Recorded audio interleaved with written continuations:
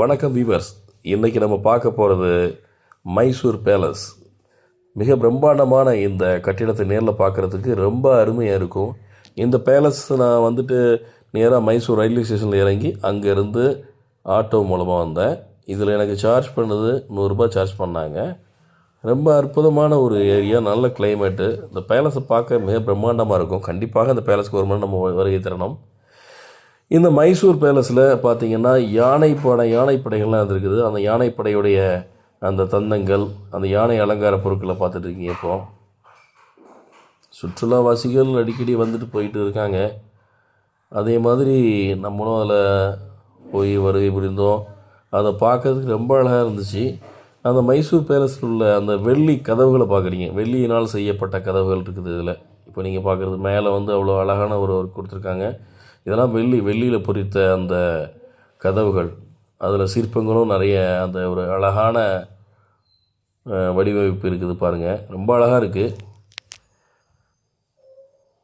அதுக்கப்புறம் இந்த மைசூர் பேரரசு இந்தியாவின் தென்னகத்தில் அமைந்த ஒரு முக்கிய பிரபல மன்னராட்சியின் கீழே இந்த மைசூர் பேலஸ் அமைஞ்சிருக்கு. இது 1399ஆம் ஆண்டு எடுவராயர் வம்சத்தை சேர்ந்த ஒரு உள்ளூர் தலைவரால் நிறுவப்பட்டது.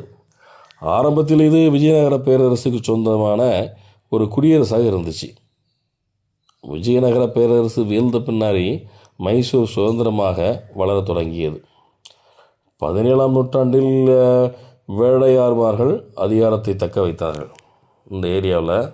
அப்புறம் 18ஆம் நூற்றாண்டில் ஹைதர் அலி மற்றும் அவரது மகன் தியூ சுல்தான் ஆட்சி செய்தார்கள். இதில் முன்னாடி பாருங்கள், இந்த மைசூர் பேலஸுடைய முன்பகுதி மைதானம்லாம் எவ்வளோ அழகாக இருக்குது பாருங்கள். இங்கேருந்து ராஜா வேடிக்கை பார்த்துருக்கிறாரு. இங்கே தான் விளையாட்டு போட்டிகள் நடத்தியிருக்காங்க. நடனம் மற்றும் காட்சிகளை ஃபுல்லாகவே அவங்க பார்த்தது இந்த இடத்துல தான். இந்த இடம் ரொம்ப அருமையாக இருக்கும். ஃப்ரெண்டில் பாருங்கள், அந்த தரையெல்லாம் பாருங்கள், அவ்வளோ பளிங்கி மாதிரி இருக்கும். ரொம்ப அழகான ஒரு ஏரியா அது. கண்டிப்பாக நீங்கள் ஒரு தடவை விசிட் பண்ணணும்.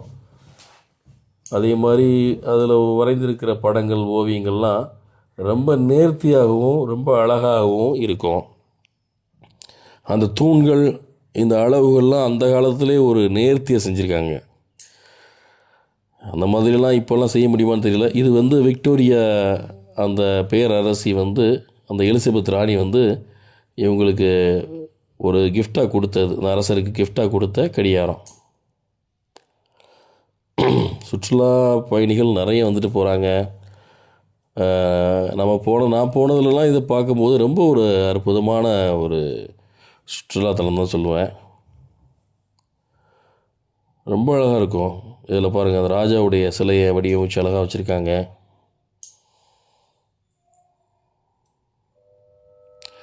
சில இடங்கள் மட்டும் அதில் தடை செய்யப்பட்டிருக்கு, போக முடியாமல். ஏன்னா இப்போ கட்டி பல வருடங்கள் ஆனதுனால மாடிக்கு சில இடங்கள் போகிற பகுதிகள்லாம் கொஞ்சம் தடை பண்ணி வச்சுருக்காங்க.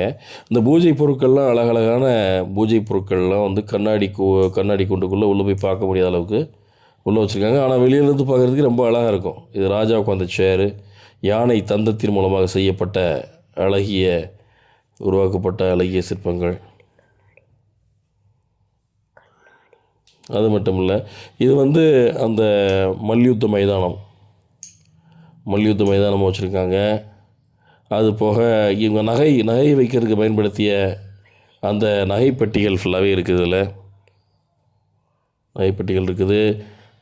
அப்புறம் அவங்க குடும்பத்தை ஒரு சின்ன சிலை வடிவத்தில் ரெடி பண்ணி வச்சுருக்காங்க. அதை நீங்கள் பார்க்க முடியும். அதில் ரொம்ப அழகாக இருக்கும். கண்டிப்பாக ஒரு தடவை வாங்க. Thank you viewers.